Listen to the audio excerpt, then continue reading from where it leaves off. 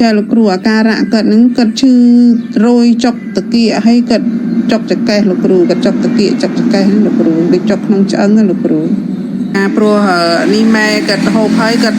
សំបានច្រើនណាលោកគ្រូគាត់ក្រិនច្រើនមែនទេលោកគ្រូឥឡូវខ្ញុំកំងលោកគ្រូ2 ដបទៀតណាលោកគ្រូគាត់បានធូរច្រើនលោកគ្រូហើយកំងថែមទៀតណាលោកគ្រូចាំមើលគាត់សាក2 ដបនេះទៀតហើយចាំកំងថែម2 ដបទៀតលោកគ្រូលោកគ្រូចាលោកគ្រូអរគុណច្រើនលោកគ្រូ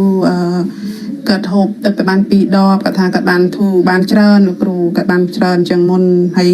គាត់ធ្វើការងាររហូតគាត់ថាគាត់អត់ឈឺដូចលើកមុនទេគាត់បាត់ឈឺហើយគាត់ថាបើសិនជាបាន2 ដបនេះទៀតប្រហែលជាស្រួលមែនទេណាគាត់ថាអញ្ចឹងណាលោកគ្រូហើយ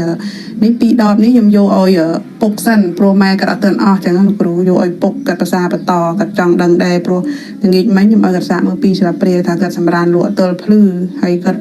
បាត់ឈឺបាត់ដូចបាត់ឈឺក្នុងឆ្អឹងក្នុងអីគាត់ដែរព្រោះពុកគាត់ឈឺដែរអញ្ចឹងណាលោកគ្រូចាលោកគ្រូណែបានម៉ែបានពុកគាត់បាត់ទាំងអណាលោកគ្រូអើយមិនដឹងថារោគអីមកនិយាយលោកគ្រូចោលម៉ែគាត់ឈឺយូរហើយលោកគ្រូម៉ែគាត់ចូល3-4 ឆ្នាំហើយណាលោកគ្រូដល់ពេលគាត់ឆ្នាំនេះឆ្នាំនោះរហូតដែរប៉ុន្តែគាត់អត់ត្រូវលោកគ្រូដល់ពេលគាត់មកភាសាឆ្នាំនេះ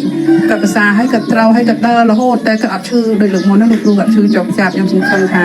ម៉ែបើសិនជាបាន2 ដបទៀតហើយជាគាត់ថាគាត់ជាឲ្យខ្លួនគាត់ណាលោកគ្រូ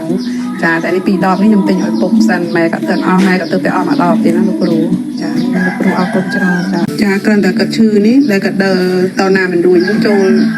7 ឆ្នាំហើយលោកគ្រូម៉ែគាត់នៅក្នុងផ្ទះហើយគាត់ធ្វើអីគាត់ដើរតាណាគាត់ដើរអត់បានដែរសូម្បីតែគាត់ដើរចូលបន្ទប់ទឹកក៏គាត់ពិបាកដែរចឹងលោកគ្រូដល់ពេលឥឡូវហ្នឹងមិនត្រឹមតែចូលបន្ទប់ទឹកស្រួលទេហើយដាំបាយឲ្យកូនហូបគូមកហូបហើយគាត់បានដើរមកក្រៅមកអីហើយគាត់ស្រស់បោះគាត់ឆ្លាស់មុខឆ្លាស់មើលគាត់បាត់ឈឺបាត់អីចឹងលោកគ្រូចាប៉កែលោកគ្រូថានេះប៉កែមែនទេលោកគ្រូតែខ្ញុំថាគាត់ដែរលោកគ្រូខ្ញុំថាម៉ែអើយម៉ែឆ្នាំគ្រប់អស់ហើយឆ្នាំស្អីក៏ដោយណាម៉ែឲ្យតែថាល្បីឲ្យតែចេញមកគឺកំងឲ្យម៉ែឯងរហូតហើយគេលេបត្រូវគ្រប់គ្នាតែម៉ែឯងលេបហាត់ត្រូវហើយចាំមើលឆ្នាំនេះចង់ក្រោយឲ្យបើមិនត្រូវឆ្នាំនេះទៀតខ្ញុំមិនដឹងទៅរੂឆ្នាំអីឲ្យម៉ែឯងទៀតទេម៉ែឯងចប់ណែឯងម៉ែដេកឈឺប៉ុណ្ណែឯងខ្ញុំក៏ប្រាប់គាត់ចេះអស់ស្នោះគាត់ដែរលោកគ្រូតែដឹងធ្វើម៉េចលោកគ្រូ